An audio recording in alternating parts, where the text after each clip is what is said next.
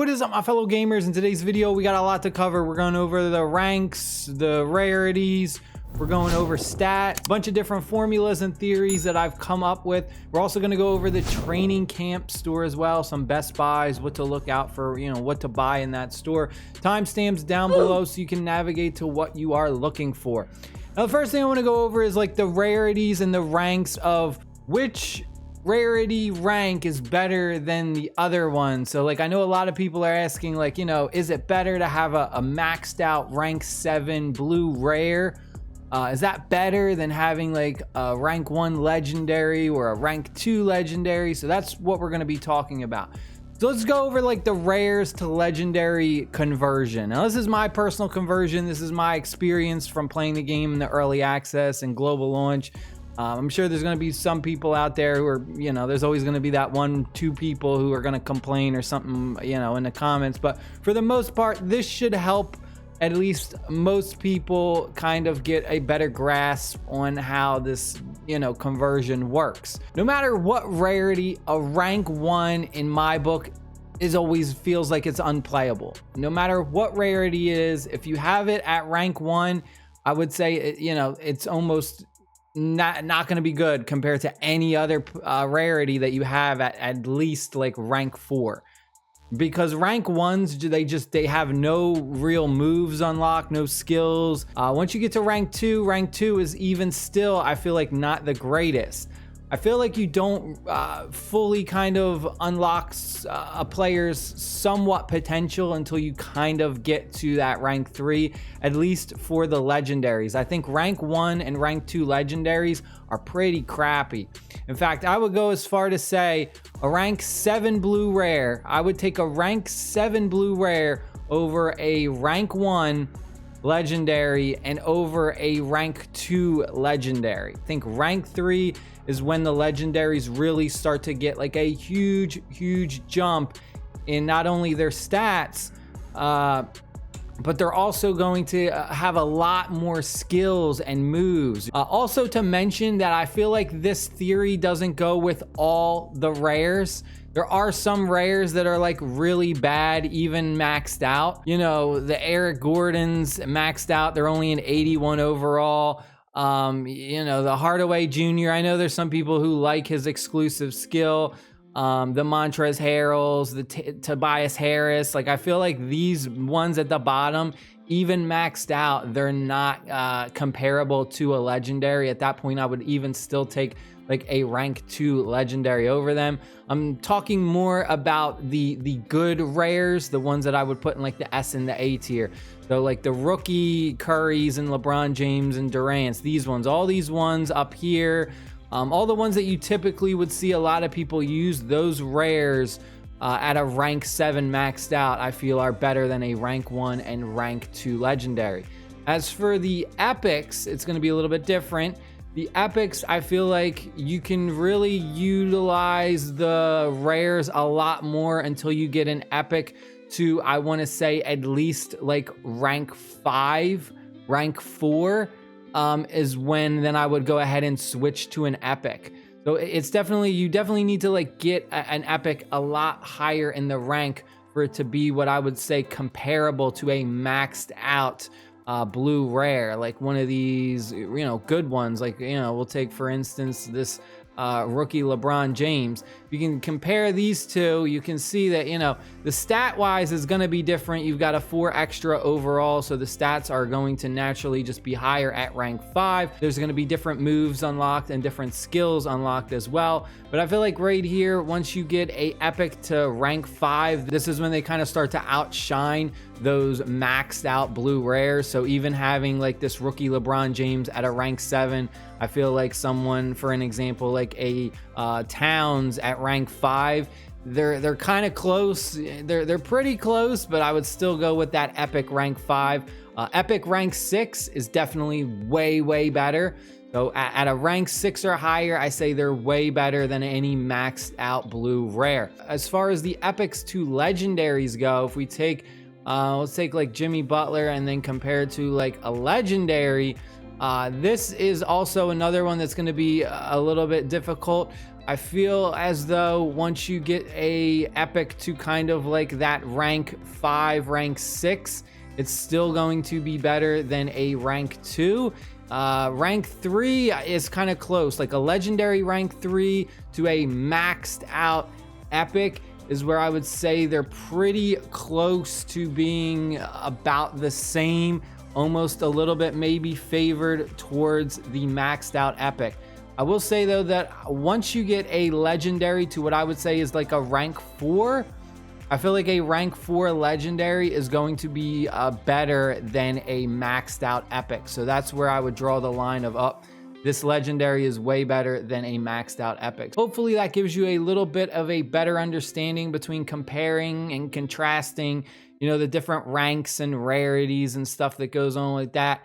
All right, so next thing I want to go over is the stats. Now I came up with this little like stat sheet to help you kind of read the stats a lot better. If you're kind of just looking at the numbers and you're wondering, you know, well, what's good and what's bad or whatever. So this is what I've come up with. This is my little stat sheet breakdown that I have right above my head. So anytime you see a number for any of these stats that's between 0 and 300, that is very, very bad. That means you're not going to pretty much get any production from them from that stat. We have Embiid as our test dummy, and for his stealing ability, it's 292. So, you know, it's between that 0 to 300 range, so it's very bad. You're not really going to see Embiid steal the ball from anyone unless they have a really, really bad dribble. Stealing the ball with Embiid is going to be like a 1 in 100 shot. You know, you're rarely going to see it, but, you know, once in a blue moon, you might get it off. Between the 4 and 500 range, this is what I consider the below average range. So something like the 3-point shooting, you'll see he has it at 437. So I consider this below average. It's gonna be not consistent, but occasionally you can pull it off. So for 3-pointing, you know, he's gonna miss a lot. He's gonna miss a majority of his wide open threes, but occasionally, you know, maybe 1 out of 10 times, you're gonna get that rare odd chance that he's gonna hit an open 3-pointer. But it's still, you know, it's not gonna be very consistent, and it's still something, you know, that I wouldn't personally take the chance on. Next up we got is the 500 to 600 range, and this is what I consider the average stat. You're not gonna see a huge consistency with it. Next one we have is the 600 to 700 range, and this is what I consider above average. This range is gonna be a lot more consistent, and you're gonna notice that your player triggers that specific stat a lot more, whether it's like rebounding, that means they're gonna rebound a lot more. Same thing with like shooting. If they're in that 3-point shooting range of above average, you're gonna see them knock down wide open threes considerably a lot more. Not automatic, not every time, but definitely well above that 50% range. They're pretty much more reliable. Next one we have is the 700 to 800 range, and this is what I consider great. This is what they pretty much favor. This is what they dominate with. This is going to be the thing in the game that you want to abuse for their specific style of play. So for instance, with Embiid, we have our strength at 784 and our post is at 784. So if we're playing Embiid, we really want to take advantage of what his strength is, what he's great at, and that's going to be these two. So we're going to be doing a lot of posting up with Embiid. We're not going to be out here trying to shoot threes. Mid-range is going to be okay, but we're more likely going to be trying to take advantage of his strength and post by backing down our opponents, pushing them down in the post, and then dunking or getting a quick, easy shot. And then for rebounding, he's got 762 for rebound, so he's going to be great at rebounding. We don't want him out on the perimeter anytime a shot goes up. We want him crashing the boards every single time. Whether it's offense or defense, he needs to be crashing the boards. If we were to have someone who was a guard or someone who had really poor rebounding, we would want them to stay on the outside perimeter and not crash the boards. That way, if the person who is rebounding gets it, they can kick it out to someone on the perimeter for either a fast clear if we're on defense, so that way we can clear the ball and then start to do our offensive abilities, Or if we're on offense and we get an offensive rebound, kick it out to a wide open person on the perimeter to get a wide open 3 if the other team crashes the boards too hard or leaves someone open. Next one we got is the 800 plus range. Any stat that's above 800, this is amazing. This is what they are, another one that's just even more known for, and this is what you really have to take advantage of. The 700 to 800 range is great, and that's what you should focus on. But anything above 800, you need to dominate with that specific stat that they are in. For him, it's going to be interior. So we want to dominate the interior post. If it's someone who has an 800 plus 3-point range, we want to jack up threes like crazy because most of the time they're going to make them, especially if they are wide open. All right, and the final thing I want to go over is the training camp store. So we'll go over to our events. We'll go down here where it shows the little present box. And then right where it says the training camp store. Currently right now we're in the center camp. So all you got to do is a bunch of these like quests and then you get these tokens. The center camp is going to end on the 7th and then this is going to change a different position. I think it's going through all the positions. So I forget which ones we already had. I think we already had a power forward one. So we might be getting a guard camp next. But the training camp is open until the 17th. So we can go ahead and we can use our little tokens to buy a bunch of different things in the camp. First thing that I recommend, the first thing that I bought was these star-studded tickets. Go ahead, buy these out. These are so valuable, and the fact that you don't have to waste any diamonds, you don't have to spend any money. This is an automatic first purchase. Max this out before anything else. From there, the next one I went with was the random epic coach pack. We really don't have a lot of ways to get those coach packs aside from spending money or using your IC, which you have to spend money to get the IC, or going ahead and wasting your diamonds. I think using your diamonds on the random epic coach packs in the store, I think that's a horrible idea. So I went ahead and this is like what I would recommend.